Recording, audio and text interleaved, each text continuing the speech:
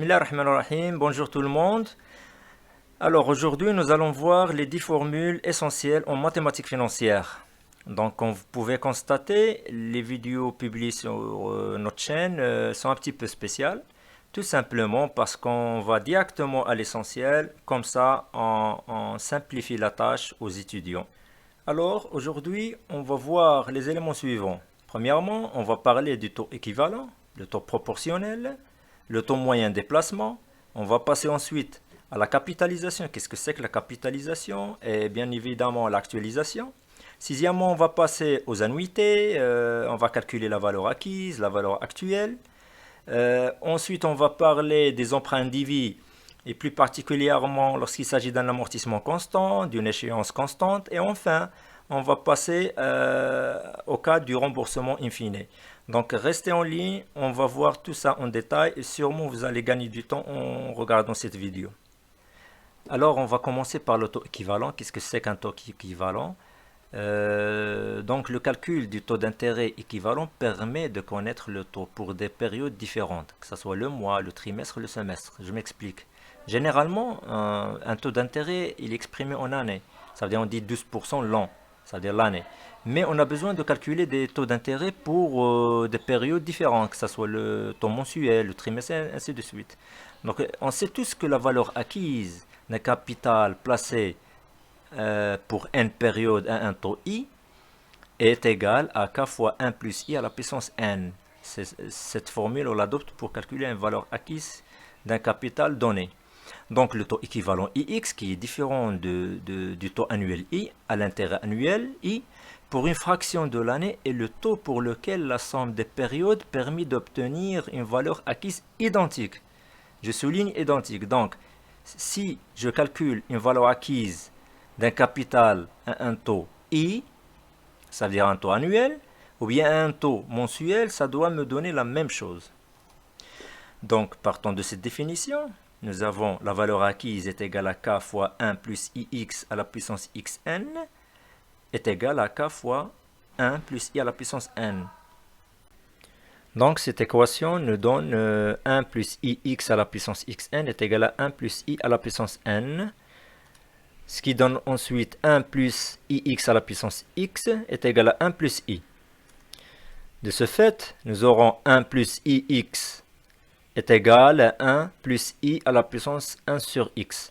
Donc nous avons vu cette formule dans la dernière vidéo sur les formules essentielles à connaître avant d'entamer les mathématiques financières, plus particulièrement les règles de puissance. Donc il faut retenir cette formule. Donc pour avoir un taux équivalent, mensuel, trimestriel, etc., donc ix est égal à 1 plus i à la puissance 1 sur x moins 1. Nous allons faire un exercice par la suite pour bien comprendre cette formule. Donc, nous avons, si on veut calculer un taux équivalent trimestriel, donc ça va être égal à 1 plus i à la puissance 1 sur 4, parce que l'année se compose de 4 trimestres. Si on veut calculer le taux semestriel, ça va être 1 sur 2. 1 sur 6 pour le bimestriel, ça veut dire chaque 2 mois. Et enfin, pour calculer le taux mensuel, on va diviser par 12. Nous allons faire un exercice ou bien une application de cette formule. Alors, donc, on prend un exemple. Donc, nous allons calculer un taux équivalent au taux annuel de 12%. Donc, nous avons I est égal à 12%. À quoi ça va être égal le taux équivalent mensuel?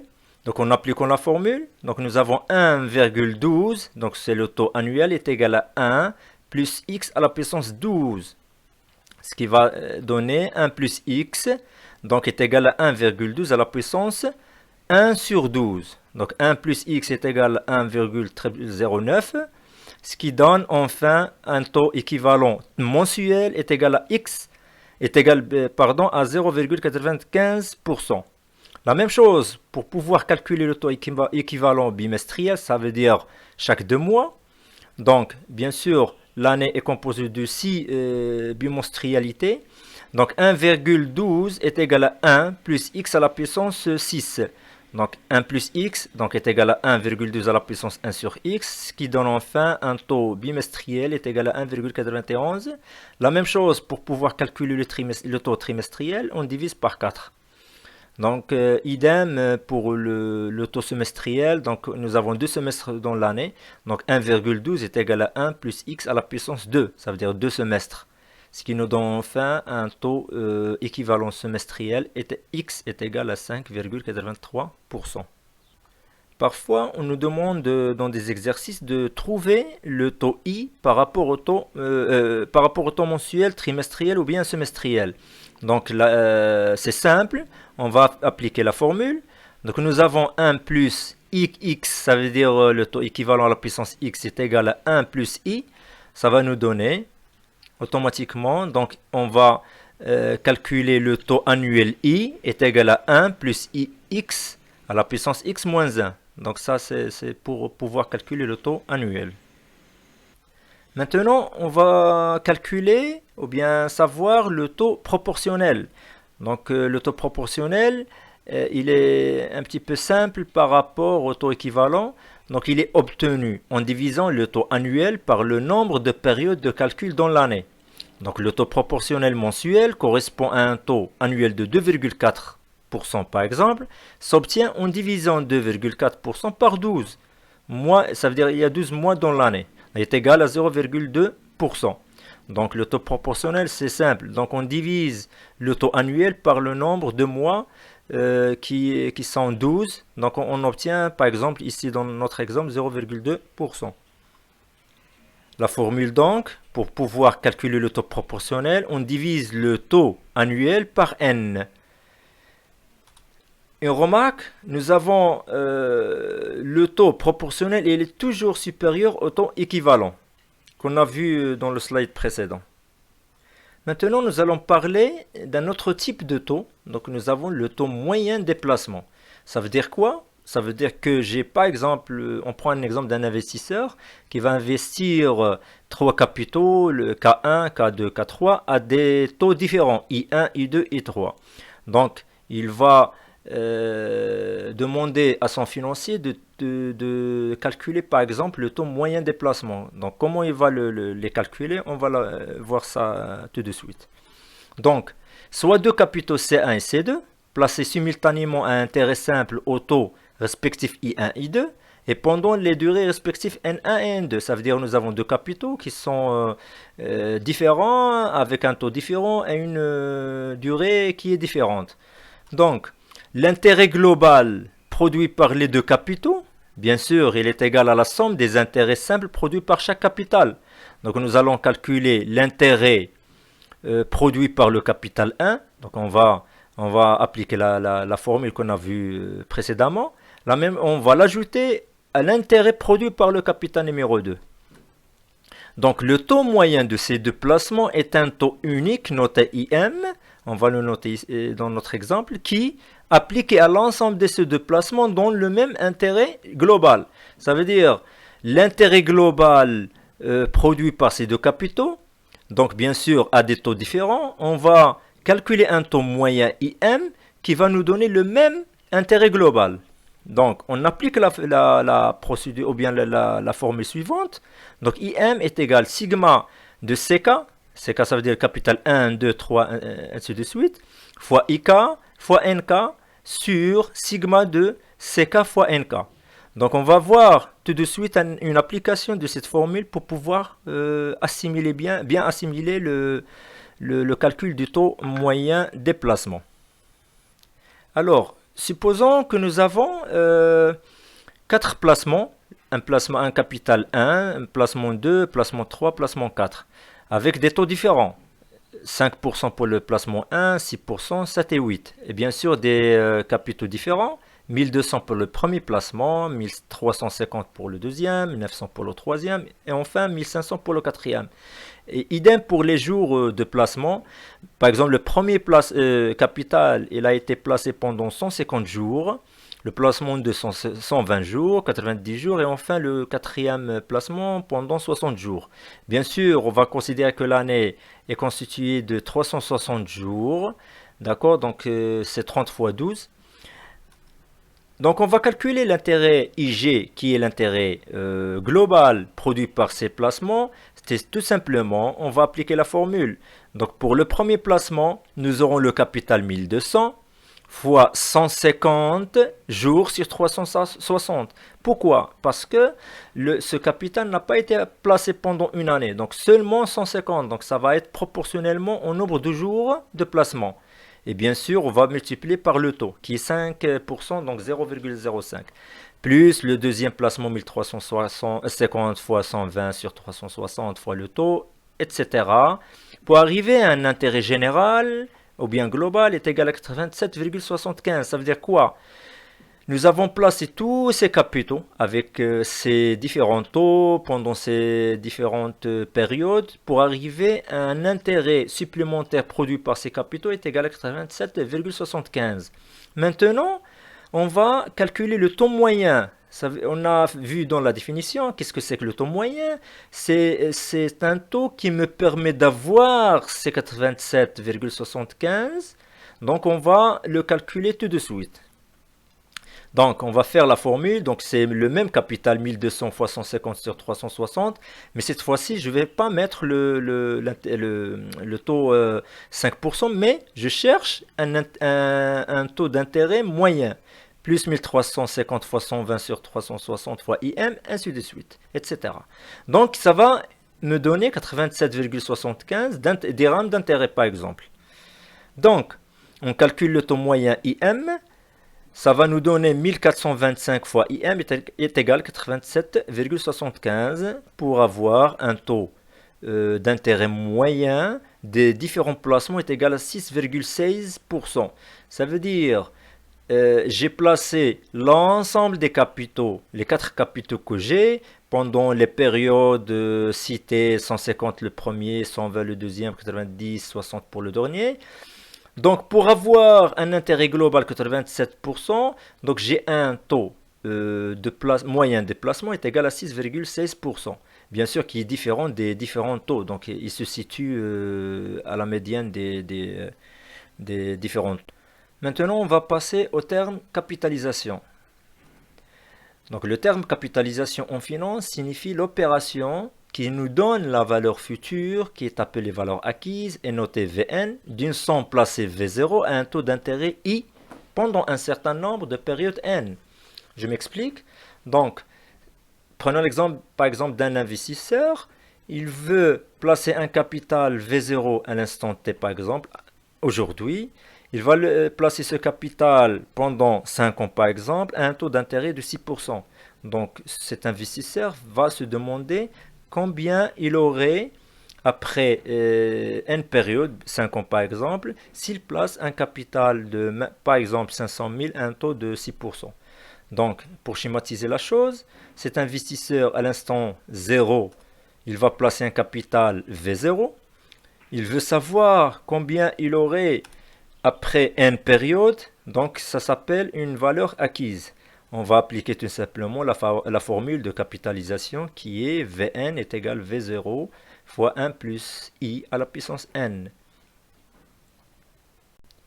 On va prendre un petit exemple. Supposons qu'un investisseur va placer un capital de 500 000, donc V0 est égal à 500 000, un taux d'intérêt qui est égal à 5% pendant 5 ans. Donc on va appliquer la formule. Donc la valeur acquise après 5 ans, ici, ça va être égal à 500 000, le capital ou bien le montant placé, fois 1 plus I, ça veut dire 1,05 à la puissance n, période, ça veut dire 5. Ça va nous donner 638 140,78. Ça veut dire, après 5 ans, cet investisseur aura un capital de 638 140 parce qu'il a placé un capital ou bien une valeur d'origine de 500 000 à un taux d'intérêt 5% pendant 5 périodes. Maintenant, on va parler de l'actualisation. En fait, l'actualisation, c'est l'inverse de la capitalisation. Elle répond à la question suivante. Quelle est la valeur actuelle qu'il faut placer maintenant pour obtenir Vn, qui est la valeur acquise, après une période de placement?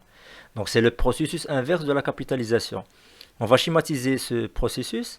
Donc nous avons un capital V0, une valeur actuelle, on va la calculer, qui va donner, après une période, un taux déterminé, une valeur acquise qui est Vn. Donc c'est le processus inverse, il est appelé actualisation.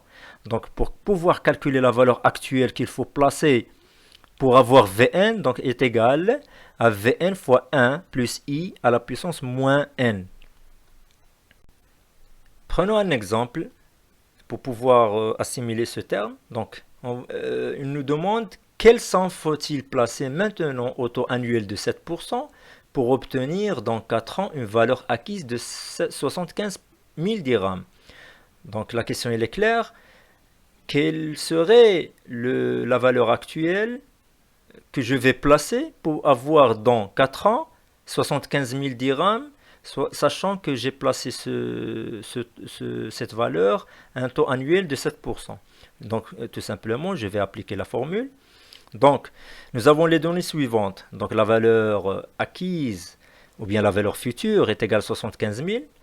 Le taux 0,07 ou bien 7%, et n est égal à 4 ans.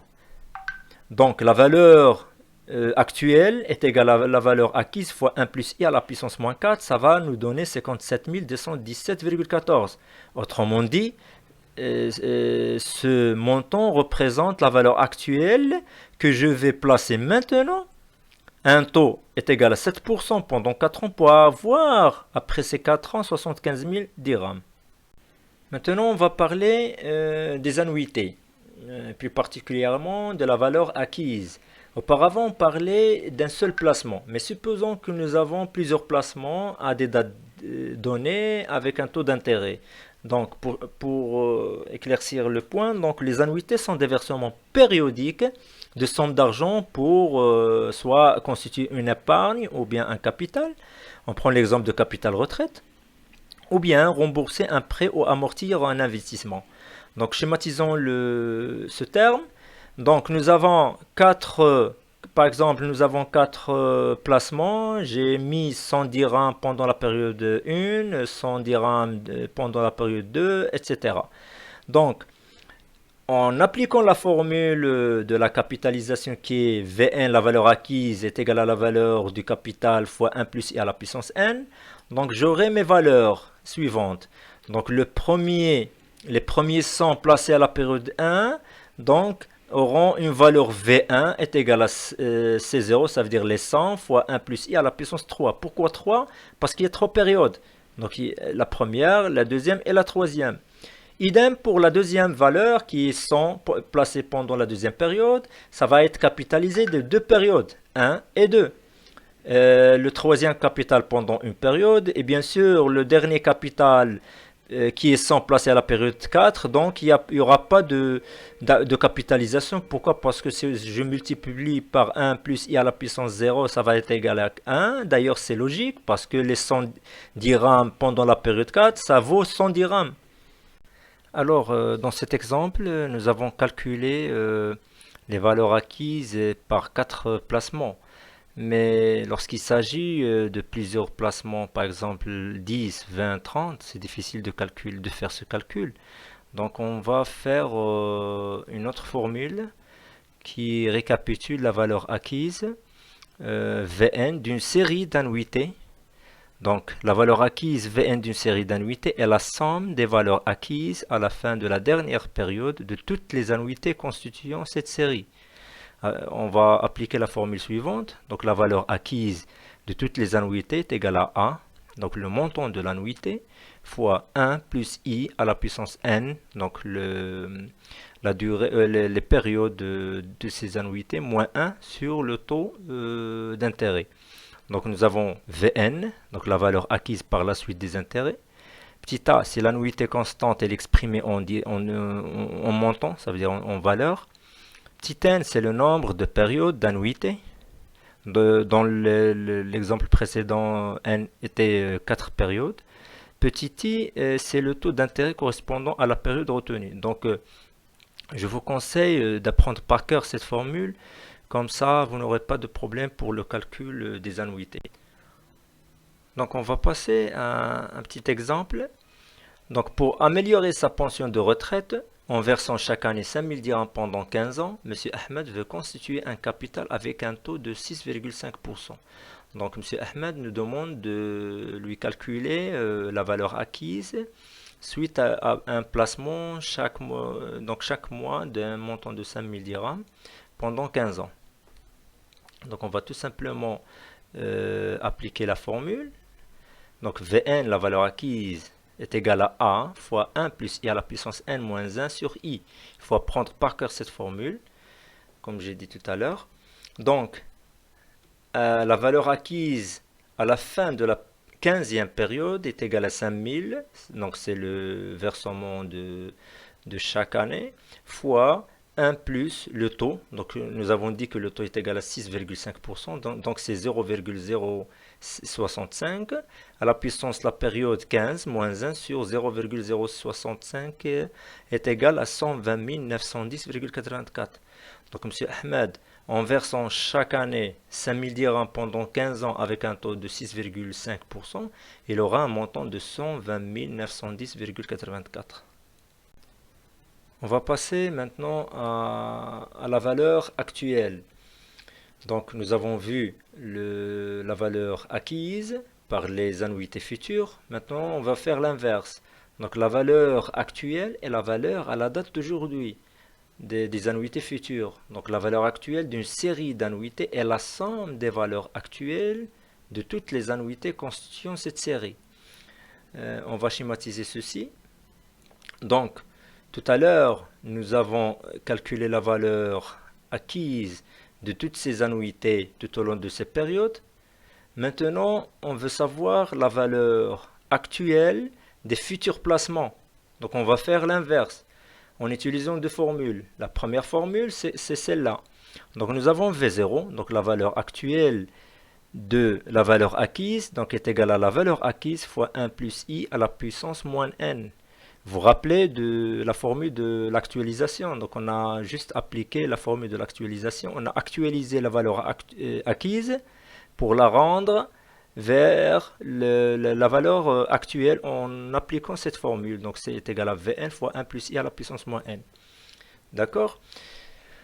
Donc également, nous avons Vn est égal à A fois 1 plus I à la puissance n moins 1 sur I. Donc nous avons vu dans le slide précédent cette formule.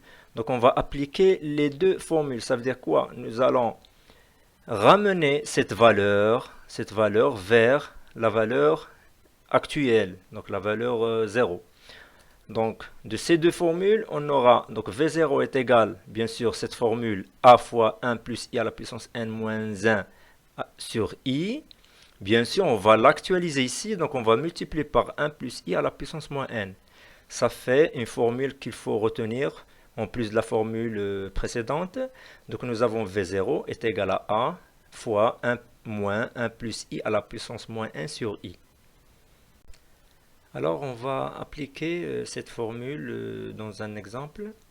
Donc nous demande de calculer la valeur à l'origine d'une suite de 12 annuités de 32 500 dirhams avec un taux d'intérêt de 8,5% l'an. Ça veut dire pendant 12 années, chaque fois, j'ai placé un montant de 32 500 dirhams avec un taux de 8,5%. Donc la question c'est de calculer la valeur à l'origine de ces 12 annuités plutôt. Donc on va appliquer la formule suivante. Donc V0 est égal à A fois 1 moins 1 plus I à la puissance moins N sur I. Donc nous avons A est égal à 32 500, donc c'est l'annuité périodique, fois 1 moins 1 plus 0,085, c'est le taux d'intérêt à la puissance moins N, qui est les 12 années, sur 0,085. Ça nous donne un montant de 238 702,30 dirhams. Autrement dit, si j'actualise toutes mes 12 annuités d'un montant de 32 500, je les actualise vers la valeur d'origine, ou bien le temps T, j'aurai un montant de 238 702,30. Maintenant, on va parler des emprunts indivis et plus particulièrement de l'amortissement constant. On va voir la huitième formule. Donc, sans doute, vous avez entendu parler des tableaux d'amortissement. C'est lorsqu'on veut faire ou bien emprunter de l'argent auprès d'une banque, il nous donne un tableau d'amortissement qui retrace l'ensemble des prélèvements ou bien des montants à payer pour chaque période. Donc, il est de la forme suivante. Donc, il y a la date, donc il y a des périodicités ici. Il y a un montant à rembourser chaque mois, bien sûr pour payer notre dette. Il est composé bien sûr de l'intérêt, parce qu'on rembourse quoi? On rembourse l'intérêt, plus la créance amortit bien le capital, la partie du capital, et bien sûr il y a une assurance. Ça nous donne, bien sûr, s'il y a un capital de départ, donc vous payez la première traite, et ça vous donne un nouveau capital restant dû. Et bien sûr, de ce capital restant dû, on va payer un autre remboursement et ainsi de suite. Bien sûr, le capital remboursé, c'est simple. Donc le capital est égal au capital emprunté, au montant total emprunté divisé par le nombre de périodicités. Donc ça nous donne KG. Donc, le tableau suivant va nous expliquer mieux les différents prélèvements qu'on va avoir. Donc, dans la première période, nous avons un capital. Donc, le capital restant dû, c'est le total. Donc, la première période dans laquelle je vais payer ma première traite, donc je vais payer R1. R1, c'est quoi? C'est le capital, donc c'est le capital global divisé par N, plus l'intérêt I1, l'intérêt de la première période, plus l'amortissement, l'assurance. Donc l'intérêt à quoi est égal? Est égal au capital fois l'intérêt fois petit d, ça veut dire la durée.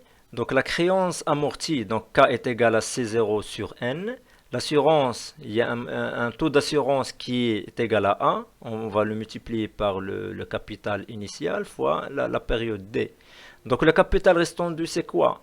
C'est le C1 est égal à C0 moins K. Maintenant, on va faire un petit exercice.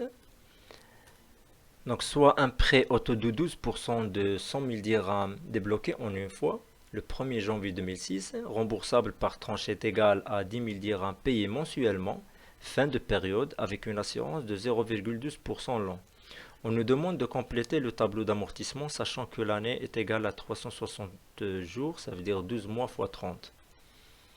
Donc le tableau va se présenter comme suit. Donc bien sûr, mon capital ou bien le capital emprunté est égal à 100 000 dirhams. Donc la première période dans laquelle je vais payer ma traite, donc ici c'est le montant du remboursement.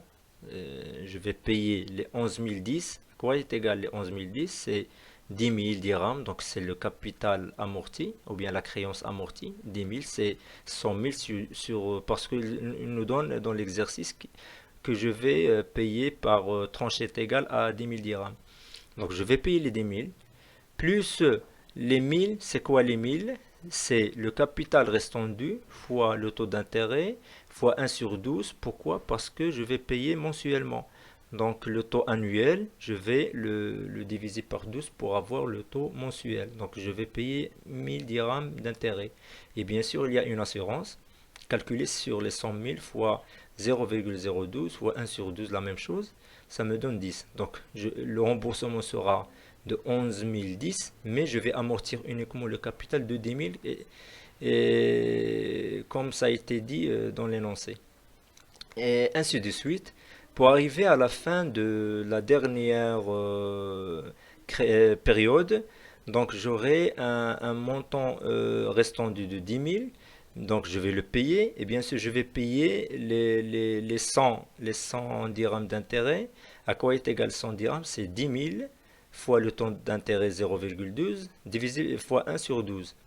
Donc finalement, je vais payer 10 101 pendant la dernière période. Donc, comme vous pouvez constater, on a parlé de l'amortissement constant. Donc, le capital amorti, il est constant. Mais finalement, j'aurais payé un montant de 105 000 dirhams 555 en contrepartie d'un capital emprunté de 100 000 dirhams. Comme vous pouvez constater ici, on parle de l'amortissement constant. Donc l'amortissement que vous voyez ici, 10 000, elle est constante. Maintenant, on va parler d'un autre type d'amortissement, là où l'échéance elle est constante. Bien sûr, ici, les remboursements se font par annuité constante. Pour cela, nous allons calculer tout d'abord l'annuité, qui est égale à C0 fois petit i sur 1 moins 1 plus i à la puissance moins n.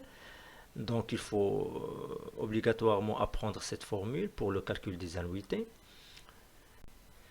Donc, mon tableau d'amortissement prendra la forme suivante. Donc, la première période, j'ai C0, donc le capital initial. Je vais y calculer un intérêt I1 est égal à C0 fois I, le taux d'intérêt. Bien sûr, j'ai déjà calculé l'annuité qui est constante ici. Donc automatiquement, j'aurai le montant M1, c'est l'annuité A moins petit I1, donc l'intérêt. Ça me donne un amortissement M1. Comme vous pouvez remarquer tout à l'heure, nous avons l'amortissement qui était constant. Maintenant, c'est non. Donc c'est l'annuité qui est constante. Donc la deuxième période, j'aurai C1 est égal à C0 moins M1. Donc j'ai amorti le capital de M1. Bien sûr, l'intérêt de la deuxième période est égal à I2. Je vais calculer l'intérêt, c'est pas sur C0, mais sur C1. Et ainsi de suite pour arriver à l'amortissement final du capital. Bien sûr, pour bien comprendre ce tableau, nous allons faire un petit exercice. Donc, j'ai un emprunt de 100 000 dirhams qui est remboursable à la fin de la 5e année avec un taux d'intérêt de 10% par an. Donc, tout d'abord, je vais calculer l'annuité. Je vais appliquer la formule, c'est 0 fois petit i sur 1 moins 1 plus i à la puissance moins n. Ça va me donner 100 000 fois 0,10 sur 1 moins 1 plus 0,1 à la puissance moins 5. Pourquoi moins 5?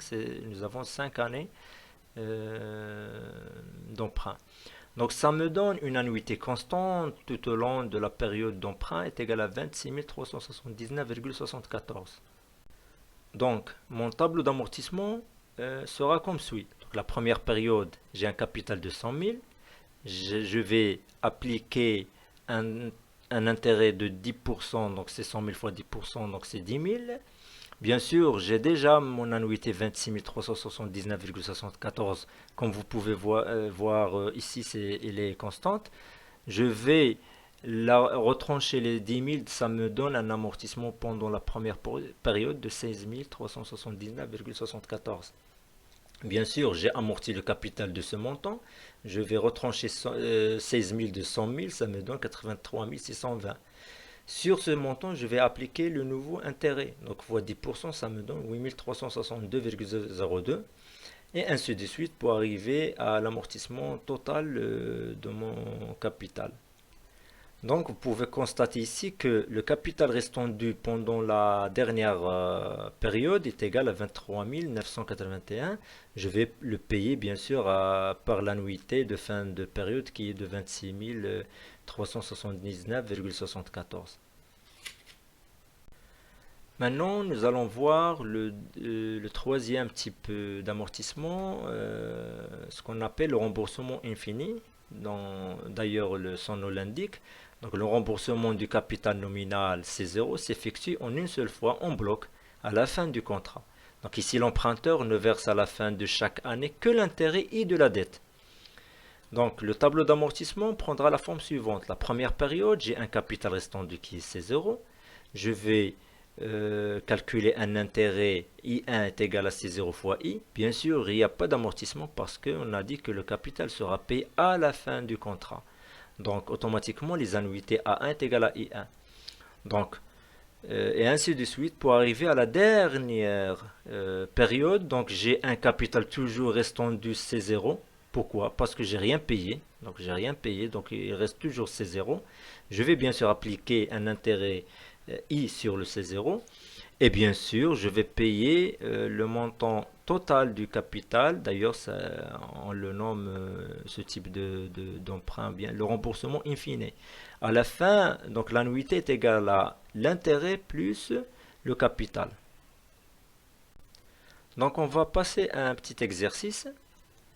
Donc nous avons un emprunt de 100 000 dirhams qui est remboursable à la fin de la 4e année, ça veut dire in fine, avec un taux de 10% par an.